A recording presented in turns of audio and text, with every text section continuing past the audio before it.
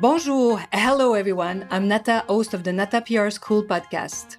You're a successful entrepreneur or marketing manager and you're about to launch a new product or service, or you've been selling your goods for quite some time, but you want to learn how to increase your visibility, get known, and reach more clients?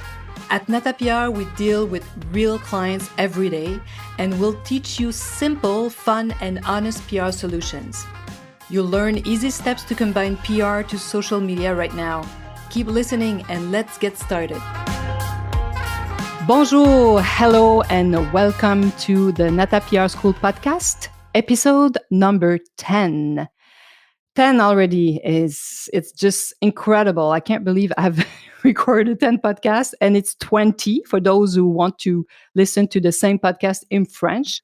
I do the same exact podcast. Well, it's sometimes a little different. So if you understand French, it might be interesting for you if you are curious about PR, how we talk in French and what we talk about, but it's mostly the same subjects. And for this 10th podcast, I have this immense honor to invite someone that I really admire, a young, talented professional, David Tremblay, who's vice-president at the agency, but is also my partner and is really an exceptional talent. Without further ado, we'll let him present himself.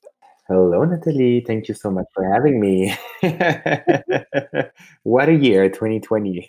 First of all, I want to congratulate you on the 20th anniversary of Nata PR. That's quite an achievement. It's like a milestone. And it's, who knew back in 2000, that in 2020, you would have now a podcast, a PR school, and a great success of an agency, right? And going through a crazy Yes. pandemic, like universal challenge for everyone. I know, isn't it? It's insane, Right. eh? Yeah. And it's, so yeah, I really do appreciate taking the time to talk with me. So who am I? I'm David Tremblay. David Tremblay, as you might see a little French accent here. I'm based out of Toronto. Now I'm Torontonian, but I'm from Saguenay, which is 6 hours north from Montreal, a small town called L'Abbé. I've done all my study there. Cégep, which in Quebec is basically technical school, somewhere between high school and university, college-ish. And I did like a lot of my studies in PR there, in an agency. And then I moved to Montreal, obviously for my internship, which was at an agency as well. So back in the days. Yeah, PR agency, first professional job, even though, in Saguenay, PR is not, there's no such thing as PR.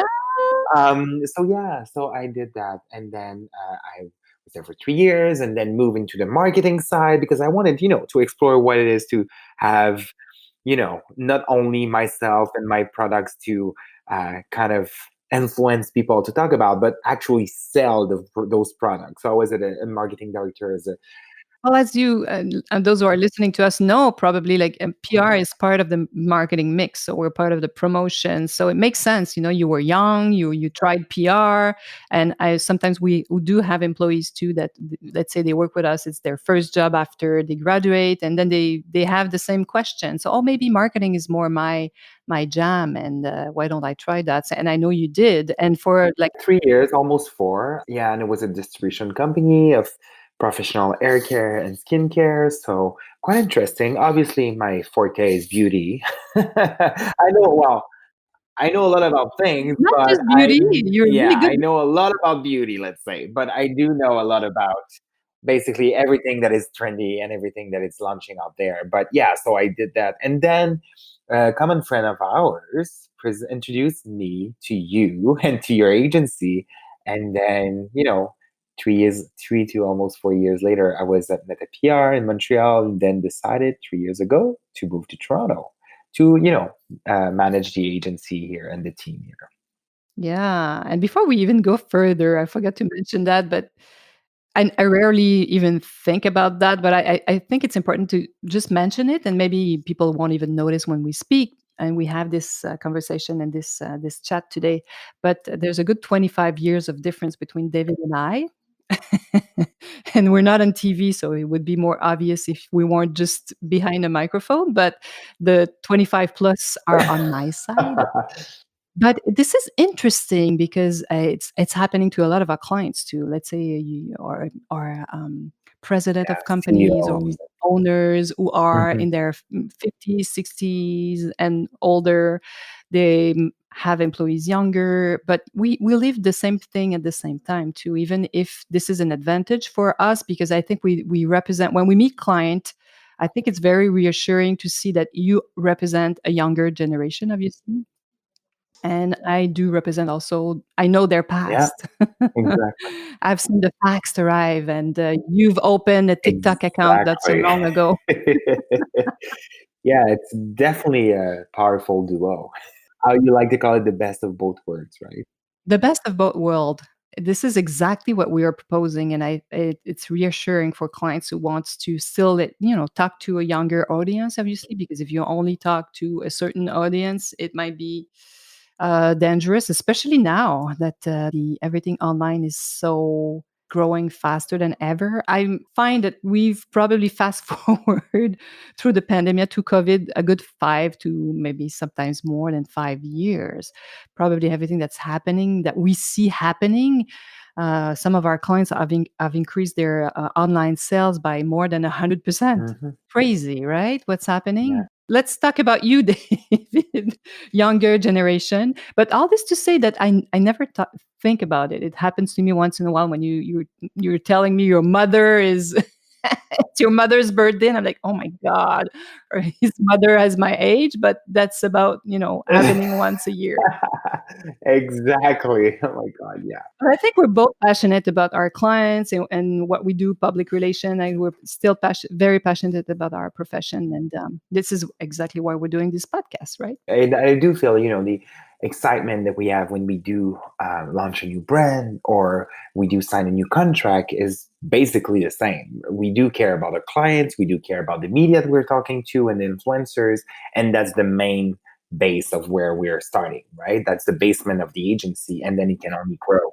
Yeah, it's kind of the core because you and I, we really care. We had this Yeah. conversation previously, and we really care about who our clients are, even if they're sometimes huge international brands. We care about the people that work for these companies Hmm. actually, and we try to understand their reality and what are their understand how they work, who they are, and it's all about learning and creating relations. And this is what I love too, and I know we share this passion about making connections with people, but this is a huge talent that you have. Well, I love people. Yeah, you love people, but not more than that.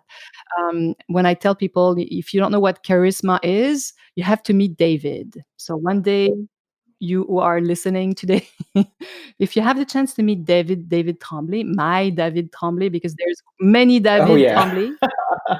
It's a very popular name up north of Quebec. But David has what I call this unique talent. He connects really quickly with people, but it comes from a real interest.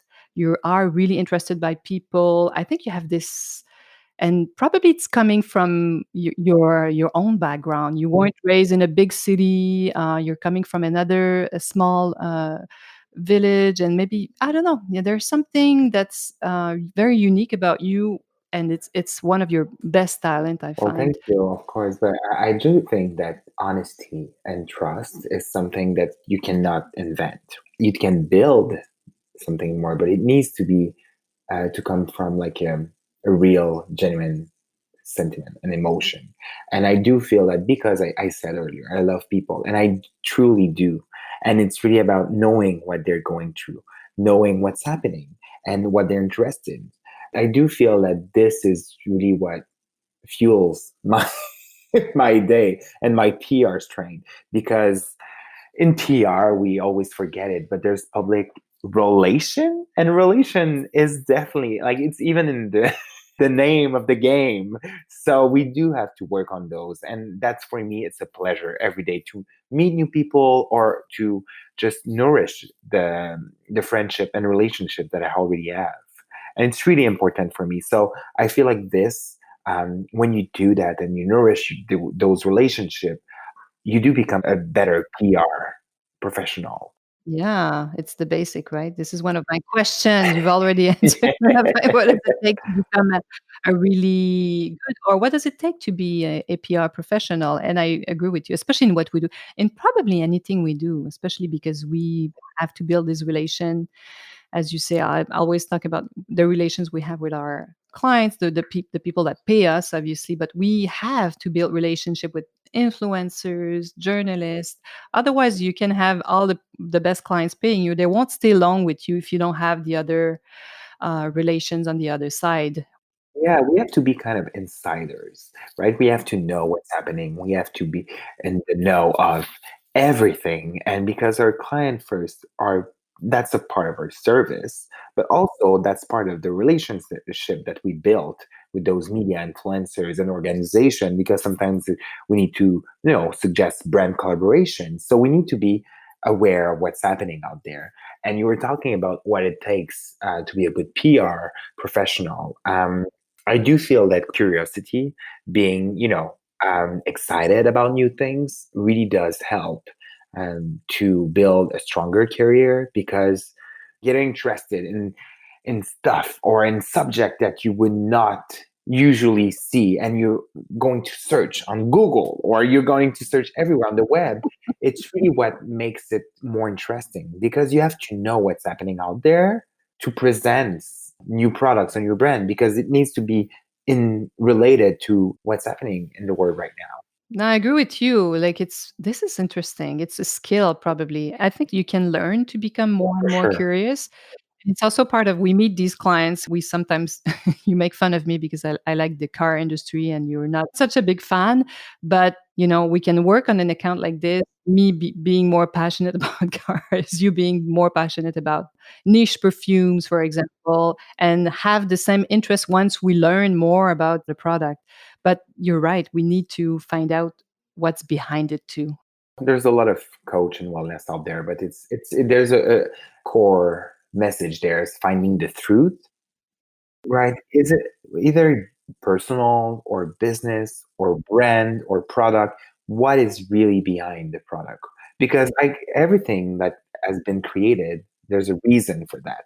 And we think it's just for like smaller niche brands or company that hasn't, grow and become like very, let's say, international and not so close to their clients. But when I realized that when we're talking now, I'm thinking that I used to do PR for a French brand. Now it's owned by Groupe Seb. It's called Crops.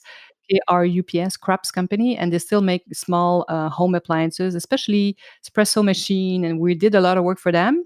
And it changed everything. It changed the game for this brand when we had an in-house marketing person or VP who came do presentation, but they were all trained, barista trained, so they could all make an amazing espresso. They could talk about coffee.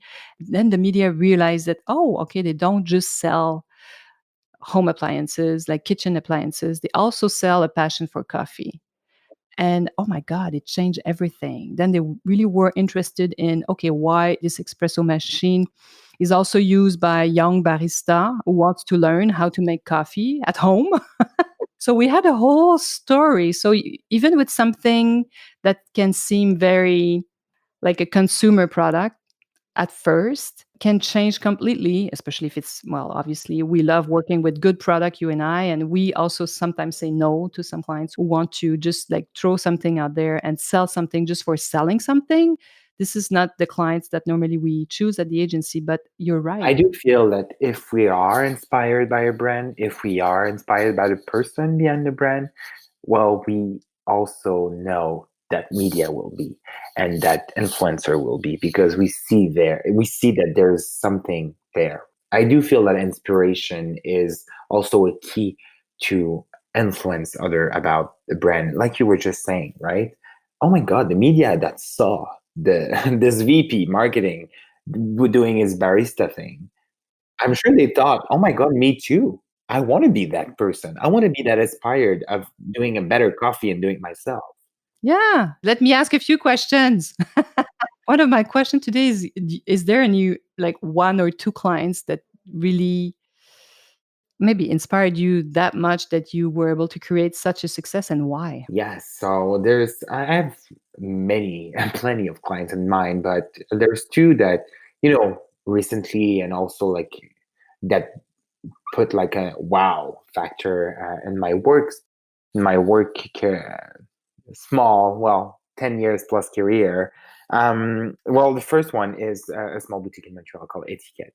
And Etiquette is like a destination, luxurious destination for products, skincare, perfumes, fragrance, candles, everything. And it's also obviously a spa. You have like the Tatar per first spa exclusive. And I do love that brand because over the years, we've been working with him for 4 years. It has become the reference and for media about what's happening in the skincare industry. It's an edited and curated collection of products, of brands that make sense, that are, yes, trendy with everything that's happening in the beauty industry, but also that works. And for me, that's Simon, who is behind that kind of brand boutique, e-boutique as well. For me, is someone that I do truly respect because I feel like his choices make sense for me. And I do think that during those 4 years, it has become truly a media darling. And people really ask, oh, what's this new product at Etiquette? It Mm. must be good because it's there. So obviously, it was already there. We just created and just put the light on. I have to invite Simon Yes. to talk about his concept because it's very interesting. We could even do another podcast just on that. We love to work with obviously big, large international companies, but also smaller ones as Etiquette, depending on what they do and who's behind it, that changes a lot. We'll have to stop this, but we'll have other Yes. conversation for sure about what we do. I just want to say that we created the Nata PR School new program. So go on our website, natapr.com. You'll find everything about what we do. If you want a free consultation, you can reach myself or David. And I hope you enjoyed these podcasts because we intend to record a few more. Thank you for listening. À la semaine prochaine. Bye-bye, Natalie. Thank you so much. Hey, you want to learn more about how to implement PR strategies? Head on to natapr.com and get on our list. You will also receive the Nata PR model on how to create a successful PR campaign. If you want to become a client, just send us an email to nata@natapr.com. Talk to you next week. À la semaine prochaine.